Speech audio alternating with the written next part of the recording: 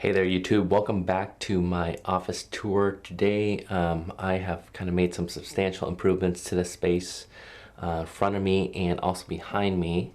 You'll see some sound absorbing tiles I have set up. The goal eventually is to kind of cover this entire sloping part of the ceiling with some more sound absorption. There's quite a bit of echo, and so sorry for that. Until that's fixed, we'll have to go with it. I also got a couple more lighting options. I put a Philips Hue strip back here. So let me power up the app, and if I adjust this right here, you'll see the different brightness. And I also have an accent light in the back right now that's purple. I can brighten it up a little bit more. But just playing around with some Philips Hue lights as a way to kind of create some accent interesting lightings. I have a rotor light behind a diffuser over here as my primary key light. Eventually would like to get a real series solution, but for now that'll have to do. There's another rotor light that's sitting down here that's accenting this wall of pens. And another great addition is just adding my chalkboard wall. So I painted this wall here with chalk paint. I also painted the door back there. I'm waiting for it to cure, so it's got a couple more days to cure before I can start writing on it. I got a paper roll hanger sitting up there, and so I plan on doing a little bit more of graphic facilitation work, and so or graphic recording work. So I'm gonna use this roll and all these pens. I have these Neuland markers, and on the back of these little marker holders some Velcro, and so I attached just a whole bunch of Velcro circles, and they are now allowing me to put my little pen holder up there. So kind of cool feature for me personally. I really like having access to all my pens right here, especially as I'm writing on the paper. So future videos, I plan on doing some more explainer or recording type videos using some of those pens. So today I'm doing kind of an interesting video. I wanted to share just a couple things with cameras, a couple things I've gotten recently, and kind of just walk through what's happening up here in the office. I'm going to Thanksgiving this week, and so I think I'm gonna rig up my Fuji X-T2. Behind there I'm filming with my X-T3. That's probably just gonna stay home because it's all rigged up. But this X-T2, I plan on mounting it to my Zhiyun crane.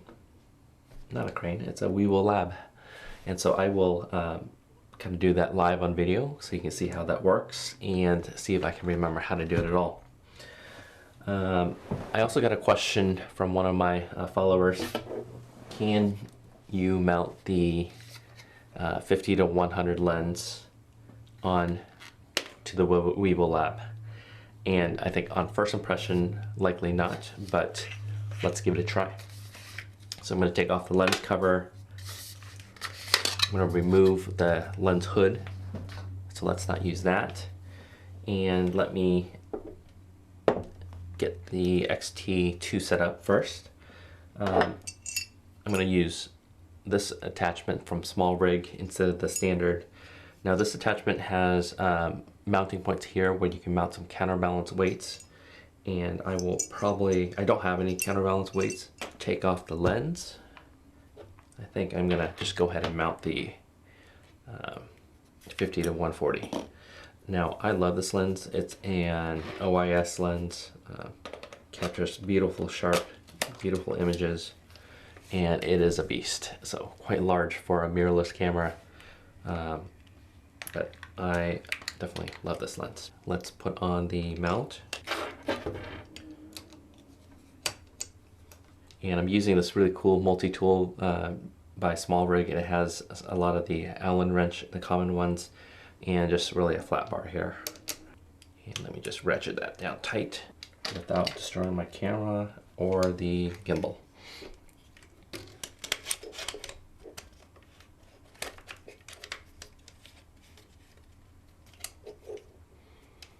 Okay, so obviously I think the first thing you'll notice is it is a very front heavy lens, and so I'm not sure I can get this back far enough.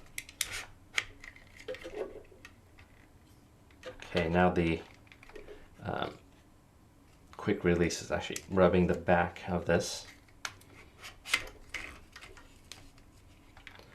Well, this is going to be a very goofy quick video. I think if I turn this on, I will probably burn the motor. Should I try it?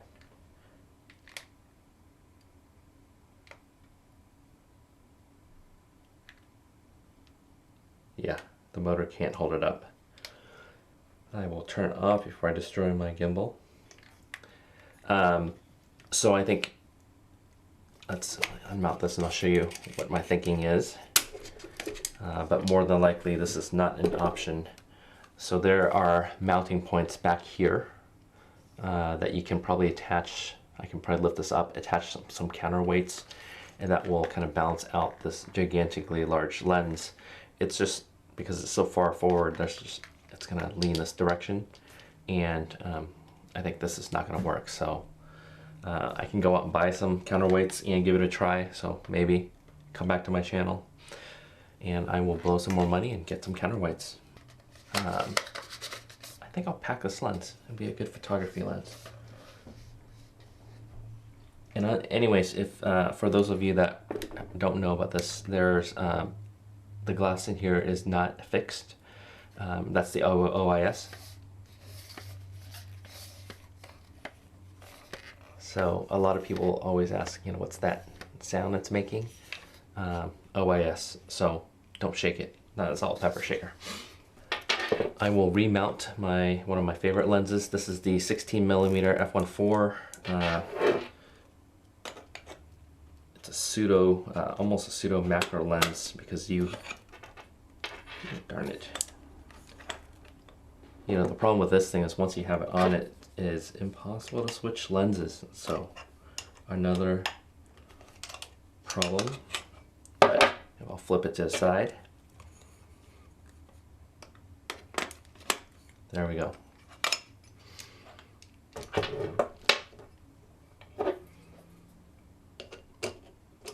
I can probably add like a little spacer, I think, to kind of create some space between the lens and this mount.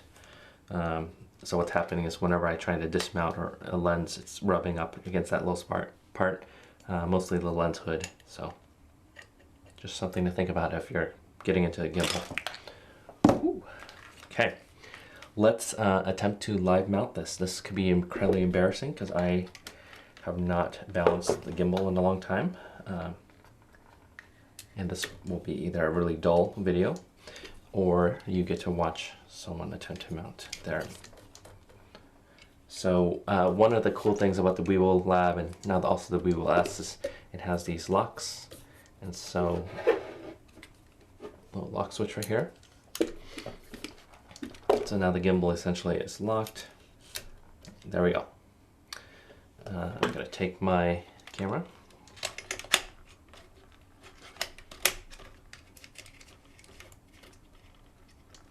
Mount on there. And let's figure this out. I think the first thing you're supposed to do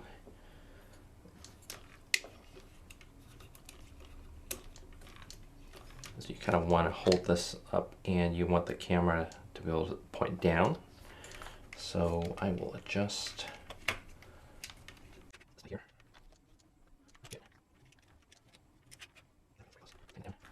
So that's not moving very much. And there is another adjustment here. Essentially, when I adjust this axis, I can't remember which pitch roll. I'm not a pilot, so it's been a while since I played Microsoft Simulator either, Flight Simulator. I'm going to make this adjustment.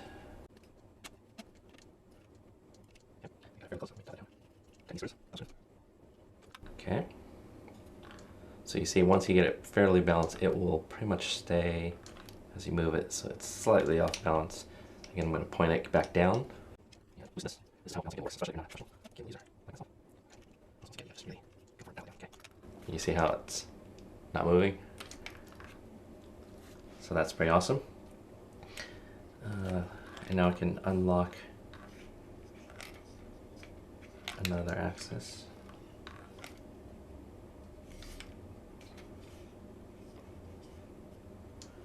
And usually what I do is I try to find which one. See, I adjusted. Not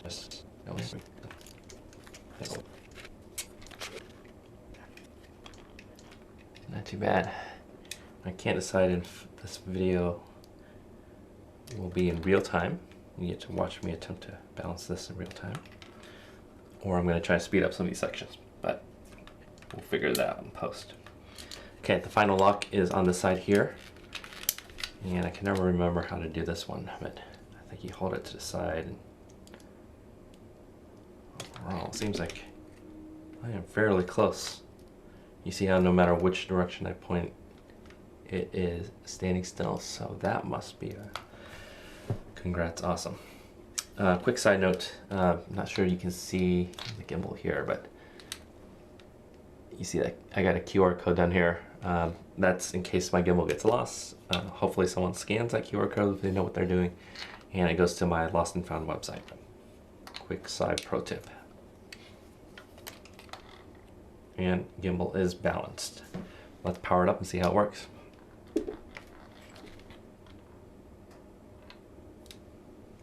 There we go. That is a nicely balanced gimbal.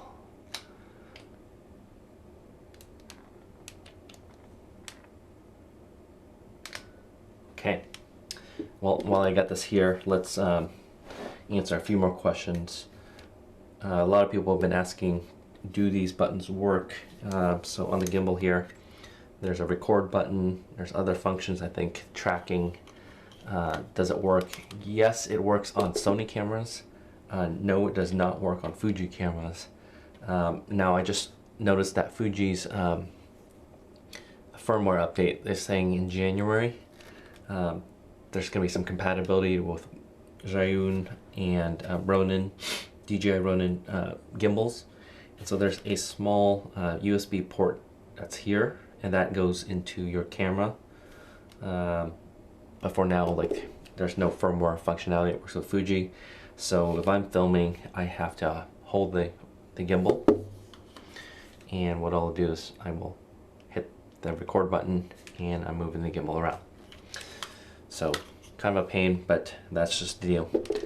Let's rig up this gimbal a little bit more. Let's see if I can find some more parts. Well, that was awkwardly long. I ended up hitting pause because I had completely lost a part, but I found it. And it's a small rig handle. And so let's tinker around a little bit more. This mount here is for an Atomos or an external recorder. So I am not bringing the recorder with me on this trip. The cool thing about some of these small rig wooden handles, it has built-in Allen wrench. So let's see if I can. There we go. Loosen that. Remove this connection. Don't need this piece. Put it back into the bottomless box.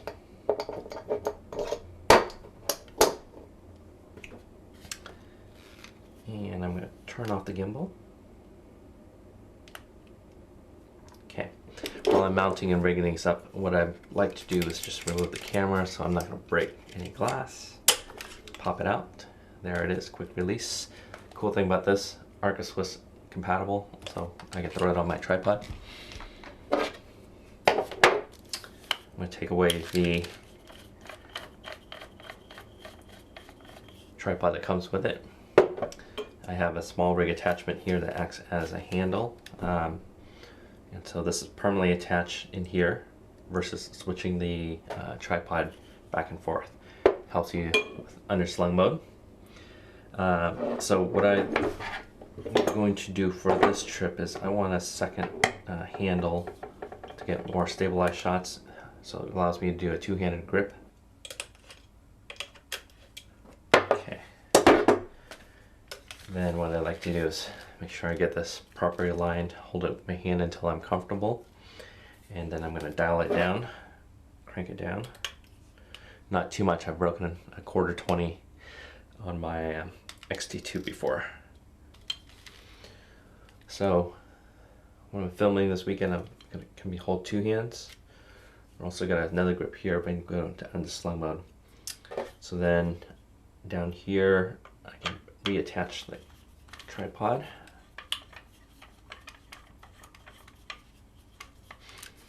Okay. Now let's remount the camera. It's still balanced. I got my Rode Wireless Pro mic, and there's a little spot right here that I use. Now, I've used other mics and I've had it mounted up here. It generally throws off the balance of the camera, and so what I like is putting the mic on a side handle here. This fall off before. 3.5mm goes into the camera. I think this is my rig. There we go. You got the Wireless Pro. It's going to record audio. It's not like this kind of setup where I have a mic that's close to me. So this is more of a run and gun setup. Just get mostly the ambient sound. I'm not too interested. I'm not doing a lot of talking head. A little bit of cable management you gotta deal with here. I'm gonna hold this with 2 hands. And so let's power on the gimbal. I'm gonna power on the camera too. There we go. Turn on the mic. So a few things to make sure you get done correctly. Okay, audio level looks good. So this is just going through my checklist at this point. Camera set to manual focus. So I'm going to turn it to single focus. That's fine.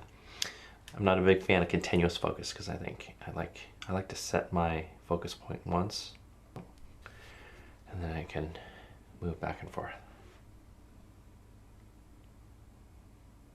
All right. And just as I mentioned earlier, when I'm doing a shoot, let's do a test practice run. I'm going to hold my finger here, push the button, and now I'm recording live video at this point. Move it around and power off. So this is not too bad, especially if I'm using my finger here. Moving this thing around, I think one of the cool things with the I think I found the right setup is to lock it here. Where'd you go? You gotta find all these locking levers. Lock it like that, and lock it like that. And so for me, this is the most stable setup.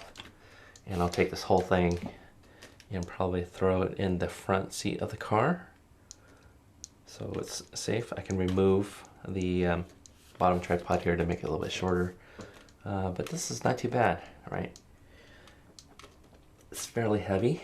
It's gonna hurt if I hold it far out here, and that's why I got the double hand control. So I'm gonna move it close to my body and try to be as steady as possible. So that's my rig for this weekend. Let me know what you think if you were running a similar rig. I think there's just so many ways you can accessorize and play around with this Weebill Lab. Let's charge up the batteries. And so if you haven't seen how the batteries work, there's this little plastic tab at the bottom. When I first got it, it was nearly impossible to get it off, but I think it's been opened quite a bit. There's a little friction area here. You can put your thumb in there and pull it up. And there are the batteries. And these are, I believe, 18850 batteries. Let's see if I can tell right here. Yeah, 18650 batteries. My understanding is that the Tesla uses the same batteries. It's just a whole bunch of them. But somebody correct me if I'm wrong. Just maybe a headline reading. These are gigantic batteries. And so, pro tip, leave the cover open so you don't forget. So I'm gonna leave that open for now. And give me a second, I'm gonna go back. I got a battery charging station over here, so I'm gonna go plug it in.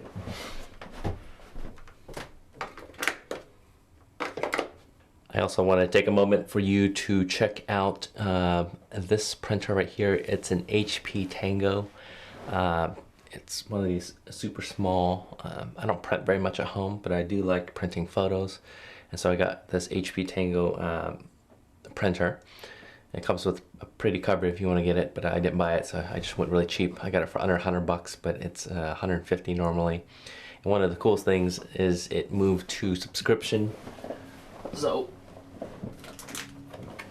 HP essentially mails you out additional print cartridges, and they're charging you based on the number of prints per month. So I'm paying $9.99 for 300 prints a month. I probably will move to the lower plan. I think it's like $4.99 for 100 prints. Cool thing about this approach is ink is just really expensive, and I really don't like buying ink, but I do need to print every once in a while, and so if I can judge how much I'm printing, then I don't need to worry about it. But the coolest thing about this program is you can print on photo paper, and I believe if you print from your phone, then you basically have unlimited prints of photos. And so it feels like a program that someone like myself can really take advantage of. But we'll see how long before HP says stop. And they're counting just paper prints, and so if I'm printing anything larger than a 5x7, then that would count towards my allotted 300. But if I'm printing like a single letter or a resume or some document, that's counting towards my 300. But photo prints are free. Another pro tip: go to Goodwill. I found a whole bunch of this photo paper packets for dirt cheap price, and so I think don't buy it retail, go to Goodwill, and hopefully you'll find a stock or stash somewhere. Been going to the sauna quite a bit at my gym, and rather than just sitting there idly, I've been really wanting to kind of take that time as a meditative state to just jot down my notes. And so I got this, it's called Write in the Rain. It's an all-weather notebook, and so it's actually waterproof paper. You can dunk this underwater. You can soak it underwater forever, and it will not disintegrate. It's pretty stiff, hard paper, but it only works with certain pens and pencils really well. I think pencils work well. I believe it's required to use ballpoint pen. It says using a pencil or all-weather pen. And so I think certain inks might rub off. And so I got a pencil. So let's pop this bad boy open. And let's see what it's like.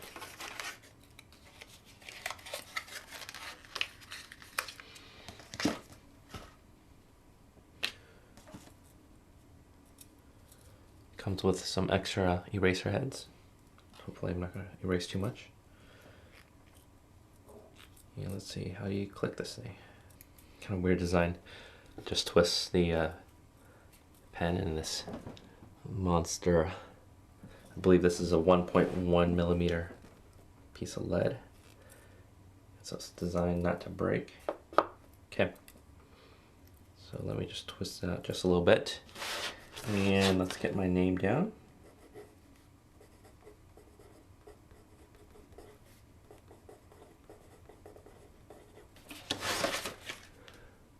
There you go. So, really cool. I don't have any water up in the office, but maybe next time I'll do a little demo. But the intent is you can get this wet, you can write on it, and it's going nowhere. So, I think the only downside I might have is this pencil might get hot in the sauna, but I will report back and let you know what I think. For now, new toy.